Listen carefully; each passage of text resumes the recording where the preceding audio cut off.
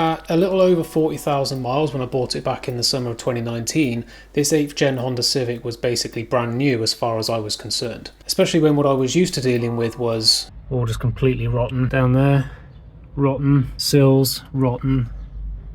The whole back end is just completely rotten. But despite its low mileage, being an 11 plate that puts this car at 12 years old when it failed its MOT in July of 2023.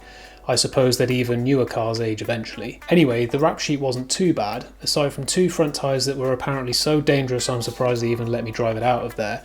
One of the drop links had a split dust boot. Today I'll be focusing on removing both drop links and replacing them with these nice shiny new ones. Stay with me. A job like this can take anywhere from 30 minutes to your entire weekend, depending on how badly seized everything is. Fitting new parts to your car is easy, it's getting the old ones off that takes your sanity. Even if only one link is bad, it's advisable to replace both sides at the same time. The other side is probably not too far behind, so just replace them both. We'll start off by removing the wheel. If you don't have an impact gun, then you'll want to break the wheel nuts free with the car still on the ground. Then you can jack the car up and continue removing the fasteners. Just make sure that you use a jack stand.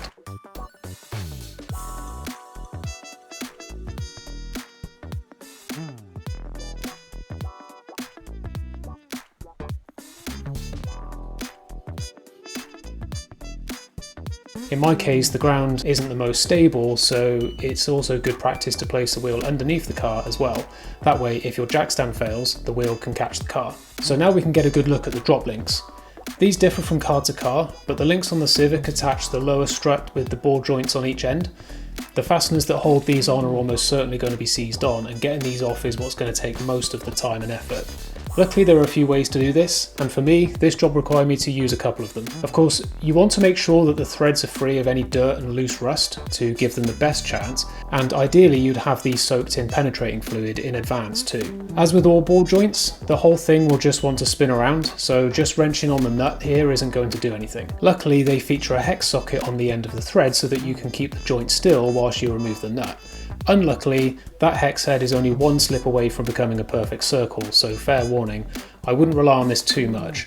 For the first one on the passenger side, I was able to break the nut free easily enough, but after a few turns the nut started to engage with the corroded exposed threads, and the extra friction this caused meant that the hex socket gave up the ghost.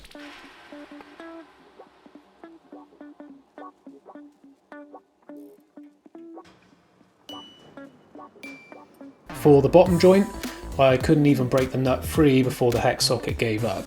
When this happens, you're going to have to get cutting. Ideally, a reciprocating saw or even a hacksaw is what you'd want to use here, but an angle grinder with a fresh cutting wheel will work too. You want to make sure it's a fresh one because used wheels will be too small to cut all the way through the shaft.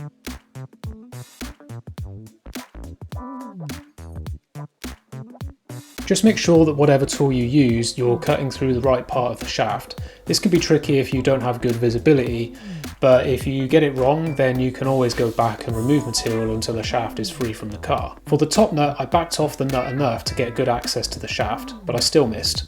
For the bottom joint, I wasn't able to back the nut off at all, so I removed the rest of the link for better access and then carefully cut close to the anti-roll bar. Even then I had a bit of material left over that needed grinding off before I could free what remained of the shaft.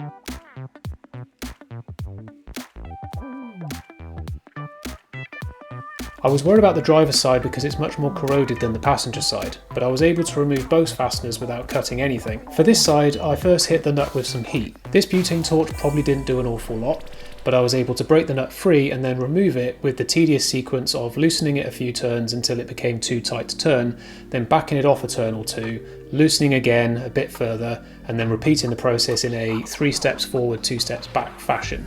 It takes a long time, but if you plan on refitting your drop links, then this is probably the safest method. Otherwise, I'd just cut them off if I'm being completely honest.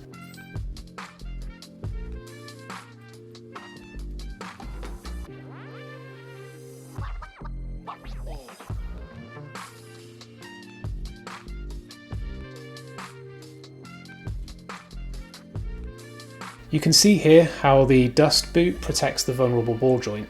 When it fails, the grease gets out, dirt and grit gets in, and the joint breaks down from the inside, causing it to loosen and knock about. Anyway, with the tough part behind me, it was time to fit the new links, checking that the replacements I bought matched the originals.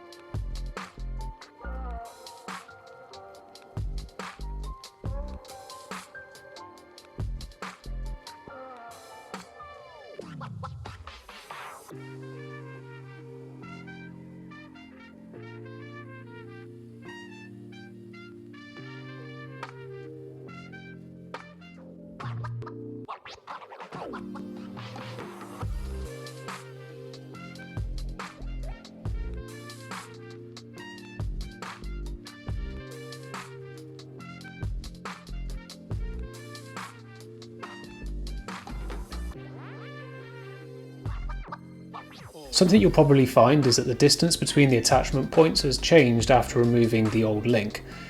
If the car's on ramps with both links removed, you can move the anti-roll bar to give you room to slip the links in. If you're doing one side at a time like I am, the position of the bar is governed by its attachment to the other side, so you'll need to preload the suspension with the jack in order to gain the clearance you need to get the shaft in and the fastener on.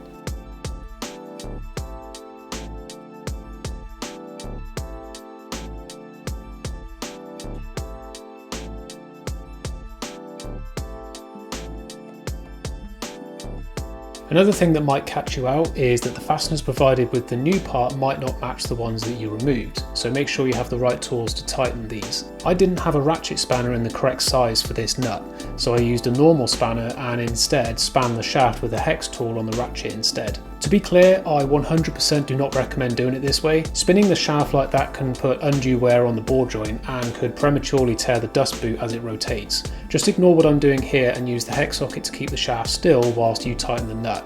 Trying to save time like this can end up costing you more time and money if it goes wrong, so just do it right the first time, even if it is a more tedious method.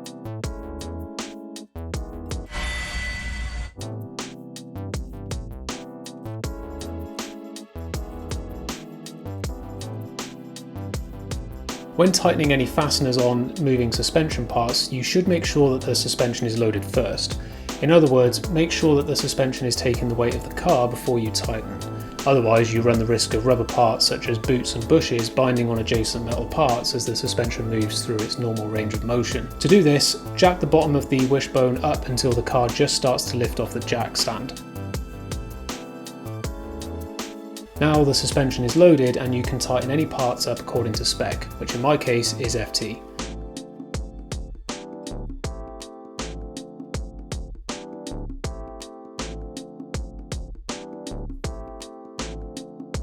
Another move I'm not 100% on here is adding some grease to the exposed threads on the new links. My rationale here is that grease repels dirt and water, which ought to prevent corrosion, but on the flip side it may also trap it in, which could make it worse. I'm guessing it will get washed off eventually anyway, so I wouldn't recommend doing this, just keep your wheel arches clean. Now the wheel goes back on and the job is done. Drop the car down, torque up the wheel nuts and take it for a test drive.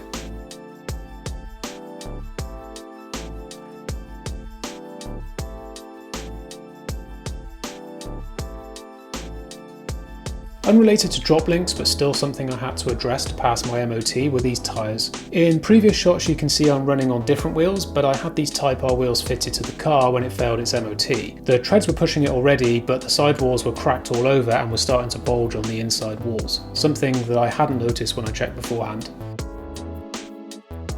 I swapped the originals back over because despite also being on the limit, they were in much safer condition. So after fitting new drop links, I dropped the car off at my local tyre place, went off to eat a burger, then 30 minutes and £160 later returned to 2 brand new tyres, ready for my retest, which passed immediately. I think I'm correct in saying that nearly everyone who buys a sensible and reliable daily driver does so because they want to put all their time and money into a project car. In my case, that project car being my Audi 1.8 turbo swapped K11 Micra. Check out the video of that build if you haven't already.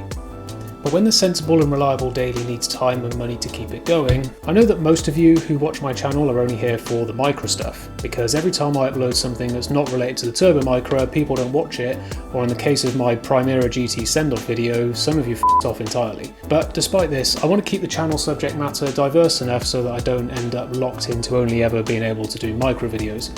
I love that thing, but I want to be able to work on other cars in the future. Also, I did warn you that the next video was going to be on the Civic, so anyway, as a reward for watching this video through to the end, here's a sneak preview of what's to come in the next few micro videos.